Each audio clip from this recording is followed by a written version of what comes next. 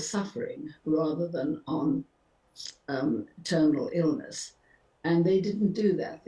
They passed one just on terminal illness, and then this was challenged in the courts, and they had to go back to what they were originally meant to do. OK, Dame Prue, I think we're going to leave it there. We've got some problems with your line, but it's been fascinating to talk to you about that this morning. And the programme is on Channel 4 on Thursday night, where you and your son have this very difficult conversation, but in a very sensitive and interesting way. We're grateful for your time this morning. Thanks so much for joining us. Now we are nearly at 10 o'clock. We've talked about so many different things this morning. Ambassador, I'd just like to pick up with you on what President Duda... Hello there. Let's take a look at some of the bigger weather stories going on across the globe. Start with North America, and the big story here over the last few days has been this area of low pressure, which brought some tornadic thunderstorms to the deep south. We had some reports of tornadoes touching down in Louisiana. This storm likely to continue to be quite potent, I think, through part 2 of the weekend as it moves across the southeast states and into towards the mid-Atlantic. It will then pass up the eastern seaboard in towards the northeast, southeast Canada by the time we reach Monday and Tuesday. Elsewhere, a lot of dry and settled weather, but it stays very unsettled in towards British Columbia, parts of Alaska, with a deep area of low pressure there too.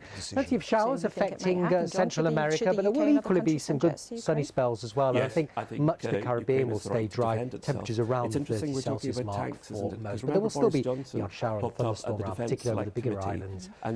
For the northern half of South America, looks very wet indeed. Areas from Colombia, Ecuador, down through southeast Brazil, where we've had some flooding reports in Rio and Sao Paulo. It stays very wet here part 2 of the weekend. Meanwhile, much of Chile and Argentina dry, sunny, pretty hot. Huge area of high pressure is blocking the weather pattern across Europe, so many places will stay dry and settled with light winds. Quite a bit of sunshine towards southern and western areas, more cloud, feeling chillier towards the northeast, and gradually losing that area of low pressure through the central Mediterranean, which brought flooding and it's about Sicily no more and one size fits all, Laura. over the last couple of days. Personalised education. So that area of low pressure has brought some wet weather into North Africa as well. So it stays fairly unsettled here, with a few showers in places. By far the heaviest of the rain will be towards the southeast quadrant of the continent and also for Madagascar. And it's not completely dry in the Middle East. You have this area of low pressure and its frontal system bringing some cloud, some rains and sleet, snow towards the top end of the Gulf and towards the northwest of Iran. But the rest of the Middle East will be dry and settled. Much of South Asia dry and fine on Monday. So some of the highest temperatures will be across the Western Ghats. Mumbai could be up to 35 degrees. So much more complicated. This area of low pressure bringing some wet, windy weather to Japan on Monday. It will gradually slip its way southwards and eastwards, but it could introduce some wet weather into Taiwan from Monday onwards. As we drift towards the south, there's a lot of dry weather in towards Indochina. I think we'll all be talking about AI a lot more in the years to come. Thank you all three of you so much this morning. As we've been on air, as we've talked about, rescuers in Turkey and Syria are carrying on the search for survivors. This is what's happening live right now in Turkey. It may be an increasingly forlorn task after now for days Australia, a lot of dry weather around. Heatwave conditions glimpses continue of hope. across the In west. Ukraine, One or two people showers face the prospect dotted of around an coastal offensive of some parts kind to mark the of New anniversary South of the Wales war in the and most towards terrible southern way. Queensland. But And the we've big spent a lot of story time here in the across last the couple of activities months in will this be studio this talking about all the tropical cyclone, difficulties which will bring in some this very heavy country. flooding rain to the But this northern week half of may New be a Zealand pause to over the next remember couple of right days. now the challenges in so many different places around the world and how complicated things are for politicians. As the Polish president told us he wants to help, but sending jets is not straightforward.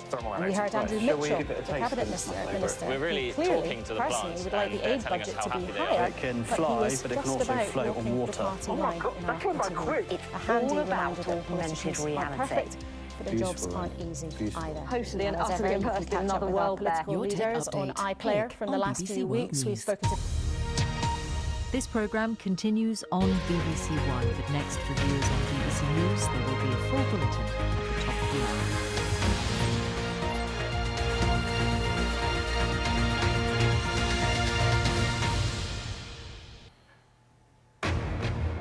This is BBC News broadcasting in the UK and around the world. I'm Martine Croxall.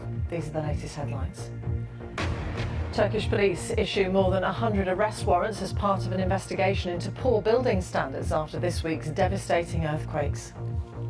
Defying the odds, a 10-year-old girl is pulled out alive from under the rubble of a collapsed building in Turkey after 147 hours. This is the scene live in southern Turkey as emergency teams continue their painstaking search for survivors as the number of people killed rises to more than 28,000.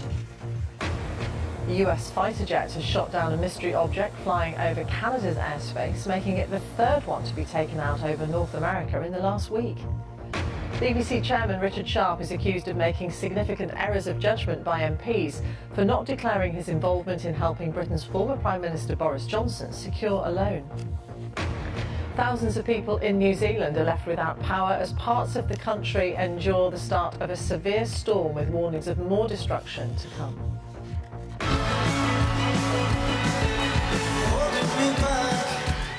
And at the Brit Awards in London, as predicted, Harry Styles is one of the night's big winners with 4 awards, including the much-coveted Album of the Year.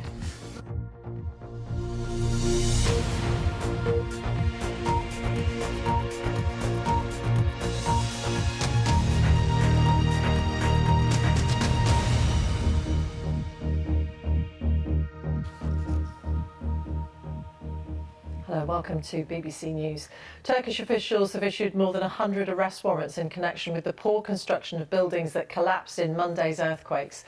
The number of people confirmed to have died in Turkey and Syria has risen to more than 28,000. The World Health Organization says that almost 26 million people have been affected by the earthquakes that struck Turkey and Syria. Well, let's bring you some of those live pictures now from Kahramanmaraş in Turkey, a city of about 400,000 people located between the epicentre of the devastating magnitude 7.8 earthquake on Monday and that unusually strong aftershock that struck hours later. You can see the search and rescue operation is continuing. Obviously, as time goes by, the likelihood of finding more people alive diminishes greatly. After 72 hours, that chance plummets, but as we've seen, there have been people who have been pulled alive in the hours since. Let's talk now about some more pictures where a little girl this morning was rescued, and this is the kind of thing that of course brings hope amid the despair. Let's see her being pulled through that hole in the floor of a building in the southeastern province of Hatay. Rescuers, we can see here, said that the little girl is called Kudi and she'd been buried for 147 hours. After getting out of the hole, she was put on a stretcher and carried out. How terrified must she have been?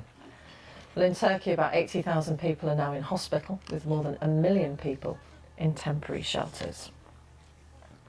We're joined now by Professor Mustafa Erdik, an earthquake engineering specialist and Professor Emeritus at Boğaziçi University in Istanbul. Professor Erdik, thank you very much for joining us. We've heard then that police have issued more than 100 arrest warrants. That's in connection with poor building standards. Talk to us, if you would, about the kind of expectations of building standards in this part of Turkey where we've seen these earthquakes strike.